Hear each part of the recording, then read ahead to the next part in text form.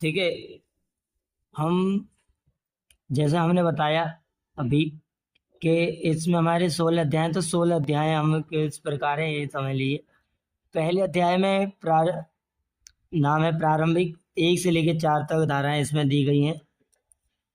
दूसरा अध्याय राजस्व मंडल, जो धारा 5 से लेकर 6 तक है।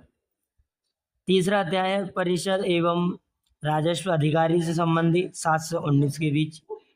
चौथा अध्याय है सीमा ए और सीमा चिन्ह 20 से 28 के बीच। पांचवा अध्याय है ग्राम एवं अभिलेख के अनुरक्षण संबंधी धारा 21 से 42। तो इसके बाद धारा वो अध्याय जो 6 है वो ग्राम अभिलेखों के पुनर्निरीक्षण, धारा 43 से 53 तक है। धारा अध्याय 7 है जो भूमि और अन्य संपत्तियों के स्वामित्व से लेकर है, रिलेटेड है, धारा 54 से 58 के बीच। अध्याय 8 है ग्राम पंचायत एवं उनके स्थानीय जो प्राधिकरण हैं उनके द्वारा जो भूमि और अन्य संपत्तियों का प्रबंधन किया जाता है उनके द्वारा बताई गई है, धारा 69 से 73 तक। अध्याय 9 है खाते से संबंधित, इन पट्टेदार या खतौनी खाता नंबर क्या है इनसे संबंधित जो भी है वो खाते यही है। सरकार अगला अध्याय है धारा 10 सरकारी पट्टेदार से, धारा 147 से 152 तक। अध्याय 11 में भू राजस्व और आपके भू राजस्व का निर्धारण के बारे में संबंधित है, धारा 153 से 162 के बीच में राजस्व का निर्धारण दिया गया है। तो कौन संग्रह करेगा, ये कितना लिया जाएगा, ये है। भू राजस्व का संग्रह कौन और कैसे करेगा, किसके द्वारा कहाँ होगा, ये सब दिया गया है अध्याय 12 में, धारा 163 से 181 के बीच में। अध्याय 13 में भू राजस्व से मतलब राजस्व से जो न्यायालय की अधिकारिता है और प्रक्रियाएं, वो क्या अधिकारिताएं होंगी राजस्व न्यायालय पर, ये बताई गई हैं 206 से 257 के बीच में। और अध्याय 15 है प्रकीर्ण, जो 218 से लेकर 225 के बीच में 4 तक है। और सशक्तियां हैं अध्याय 15 220 से 229 के बीच। लास्ट जो अध्याय है हमारा वह है अध्याय नंबर 16 निरसन एवं अपवाद, जो हमारे 230 से लेकर 234 के बीच में। तो इसके लिए इसके साथ ही समाप्त होती है वीडियो। धन्यवाद। अध्याय 1 प्रारंभिक धारा 1 से लेकर 4 तक, इसमें हम बात करेंगे धारा 1 संक्षिप्त नाम उत्तर प्रदेश राजस्व संहिता 2006, ये 8 हो गए 6, ये मिस्टेक हो गई है इंग्लिश टू हिंदी में कन्वर्ट करने। इसके बाद विस्तार की अगर बात करें तो संपूर्ण भारत पर है, और प्रवृत्ति की बात करें तो 12 दिसंबर 2015 को लागू हो गया। और धारा 2 संहिता को लागू होना की बात करता है, अध्याय 8 और 9 की बात करता है कि जो भी धारा हैं हमारी धारा 2 के अंतर्गत अध्याय 8 और 9 हमारे लागू हुए थे, उसके बारे में बात करता है। दर्शन अनुसूची 1 में अनुक्रम 19 से लेके 25 की वजह से बात करता है। अध्याय 3 नए क्षेत्रों पर विस्तार करने की बात करता है, यानी कि ये भी वहीं तक है ना, यानी कि जो हम पहली धारा में पढ़ते थे वो यहाँ 1 से लेके 3 तक के बीच में दे दी गई है। भाई जो हम दूसरी धारा की बात करते थे निर्वचन खंड यानी परिभाषाएं, तो वो हमें इसमें 4 में दी गई है ना, तो इस वजह से थोड़ा परिवर्तन हो गया। धारा 4 में क्या है, परिभाषाएं दी गई है, वही सेम फंडा। तो चलिए 4 में कौन कौन सी परिभाषा दी गई है ये भी हम समझ लेते हैं। चलिए नंबर 1 आबादी एवं ग्रामीण आबादी की अगर बात करें तो कोई भी हम तो आबादी हो या ग्रामीण आबादी तो क्या कहेंगे, गांव के उस क्षेत्र की बात करती है कि जो संहिता में प्रारंभ में क्या हुई, संहिता का प्रारंभ हुआ था वहाँ आरक्षित थी। तो वहाँ रहन वो यानी कि सहन रहन सहन या हरे वृक्ष कुआं आदि अगर थे वो सब के बारे में क्या ग्रामीण आबादी के क्षेत्र कहेंगे। टेंशन रहता हो, हरे वृक्ष रहते हो, कुआं वगैरह हो, तो ये सब क्या है, वो आबादी वाला क्षेत्र है, ये समझा जाता है। अगर बात अगली बात आती है अध्याय 2 की, वो अध्याय 2 ने धारा 4 के सब क्लॉज 2 में कृषि बागवानी, तो इसमें हम पशुपालन मत्स्य पालन फूलों की खेती मधु में अरे मधु पालन, हाँ मधु पालन यानी या मक्खी पालन कह सकते हैं उसे। हम्म, मक्खी पालन के बारे में बात कर रहे हैं।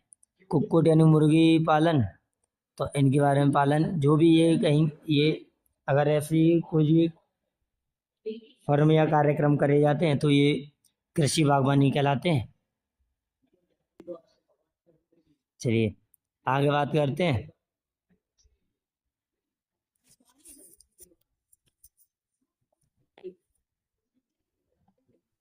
धारा 4(3) के तहत कृषि श्रमिक कौन होता है, तो श्रमिक को देखिए एक ऐसा व्यक्ति व्यक्ति जिसका जीवन जीविका उपार्जन उपार्जन का मुख्य जो स्रोत है वो कृषि हो, और कृषि उस कृषि पर क्या करता हो, वो काम करता हो, श्रम मेहनत करता हो, इसे क्या कहेंगे, कृषि श्रमिक। ठीक है। इसके बाद धारा 4(4) में बताया गया है बैंक। बैंक क्या है, बैंक के लिए बताया गया है उत्तर प्रदेश साहूकारी अधिनियम 1976 में जो भी प्रावधान दिए गए वही प्रावधान यहाँ पे होंगे। धारा 5 के 5 में भूमि प्रबंधन समिति कौन होगी, कैसे होगी, उत्तर प्रदेश पंचायत राज अधिनियम 1947 की धारा 28 से में बताया गया है। अगला है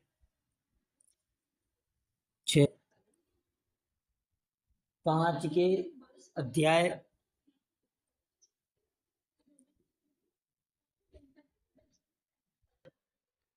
ये 4 का है, ये भी 4 का ही है।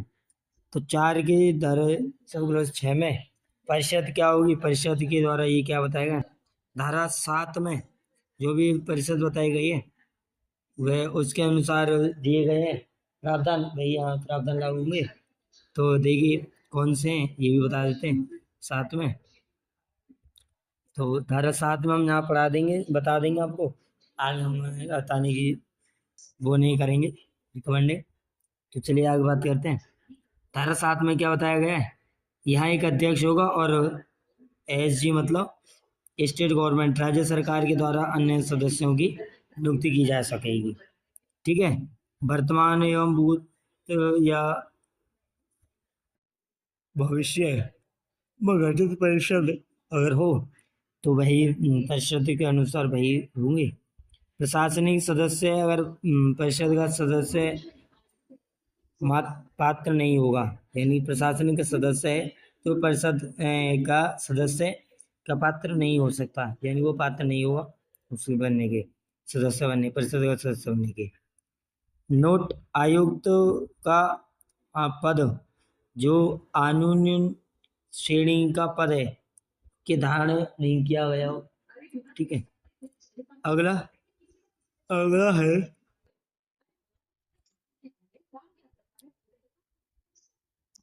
न्यायिक सदस्य एवं परिषद के लिए नियुक्त का पात्र नहीं हुआ, तो न्यायिक सदस्य भी क्या होगा, परिषद के लिए पात्र नहीं होगा जब तक कि वह कलेक्टर तो पद का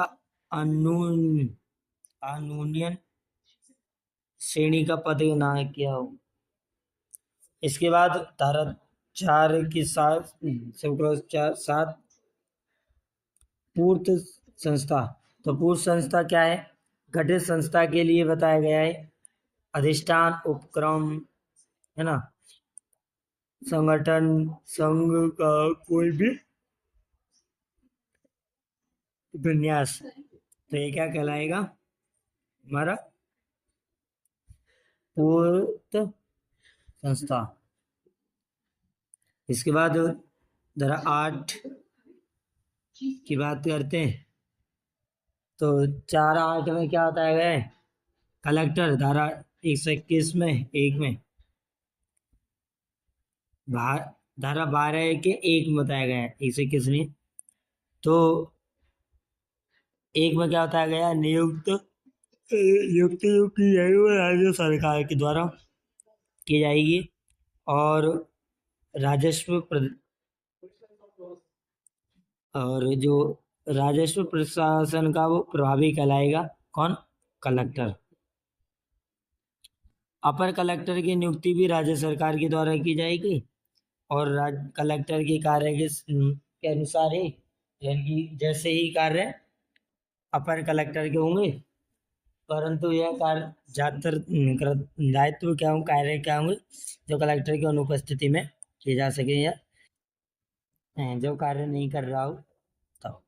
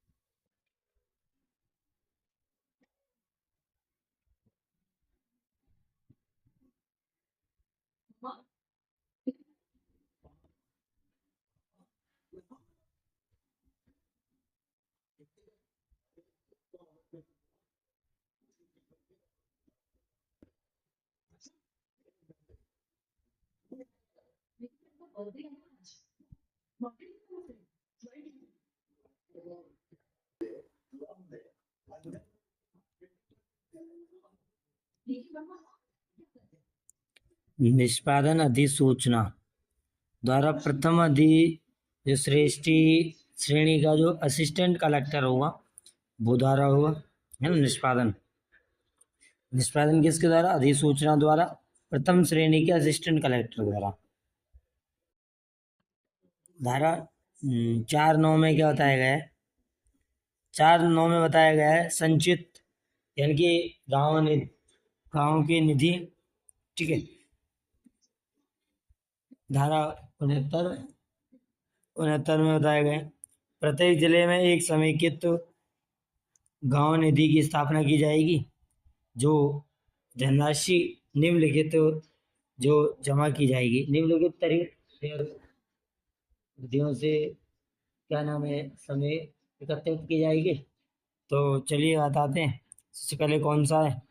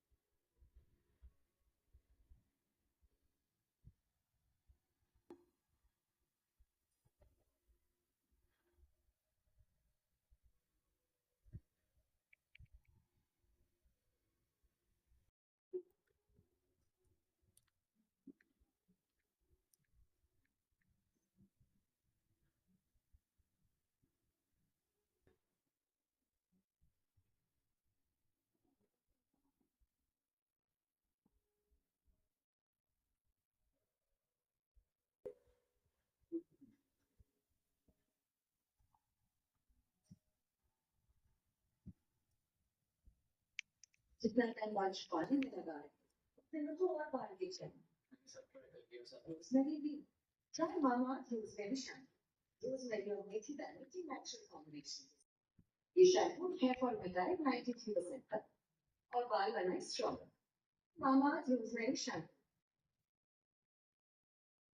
तो भाई तुम्हें आगे बढ़ो, तुम आगे पीछे रह जाओ, जिस दिन ये ग्रुप पर इन्वेस्ट करना चाहे या तो मुझे आई को वो लीजिए तो कितनी जगह पर है 24 तो होगा ये तो क्यों करना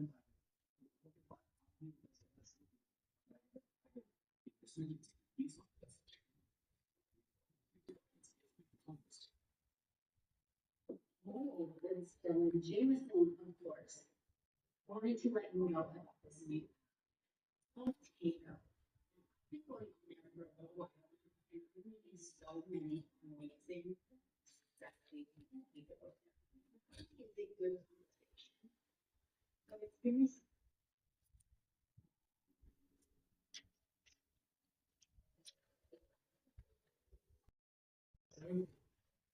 wow. पहला है धारा 4 उपधारा 9 में संचित गांव निधि की बात करी गई है। धारा 69 में भी ये चीज़ बताई गई है। तो क्या बताई गई है 69 भी हम साथ में पढ़ लेते हैं, ठीक है, साथ में। तो देखिए प्रत्येक जिले में एक समेकित जो समेकित होगी उसकी स्थापना की जाएगी, यानी कि गांव निधि की। अब गांव निधि क्यों स्थापना की जाती है? गांव के उत्थान के लिए, गांव की आवश्यकता के लिए, आपातकाल के लिए, ऐसी स्थितियों के लिए गांव निधि की स्थापना की जाती है। यानी निधि मतलब है कोष, है ना। तो गांव का कोष यानी कि कह सकते हैं कि एक ऐसी कुछ पैसा जो गांव के लिए खर्च करने के लिए एकत्रित किया जाता हो, कर्ज के रूप में से, अन्य कार्यों से, है ना। तो धनराशि जो निम्न द्वारा की जाएगी एकत्रित, कैसे की जाएगी? ग्राम सभा द्वारा, पंचायत द्वारा, किसी भूमि प्रबंधक समिति द्वारा, ऐसा हम यहाँ कर सकते हैं, या किसी कलेक्टर द्वारा प्राप्त समस्त अंशदान, ऐसी अन्य धनराशि जैसी विहित की गई है। अधिवक्ताओं की फीस है उनके भक्तों का भुगतान तथा वादों के संचालन एवं अभियोजन आवेदनों या अन्य कार्यवाही में व्ययों का भुगतान, और अन्य उपयोगी जो भूमि के रक्षण एवं परीक्षण या विकास में व्ययों का भुगतान के लिए जो की जाती है, वो सभी चीज़ें वो क्या इसमें आएंगे? वह एक समेकित निधि में आएंगे, है ना। तो जैसे हमने बताया एकत्रित करना होता है गांव के विकास के लिए, तो ये व्यय भी होता है, यानी कि व्यय भी होता है आवेदनों, कार्यवाहियों, अभियोजनों या भूमि के रक्षण, परीक्षण या विकास के लिए भी खर्च होते हैं पैसे, उन्हीं के द्वारा एकत्रित किए जाते हैं, उन्हीं के लिए लाए जाते हैं। आगे जाता है परिवार। तो हम आज जो पढ़ेंगे वो यहीं तक पढ़ेंगे, 10 तक, है ना। 4 10 तक परिवार। तो परिवार में क्या है?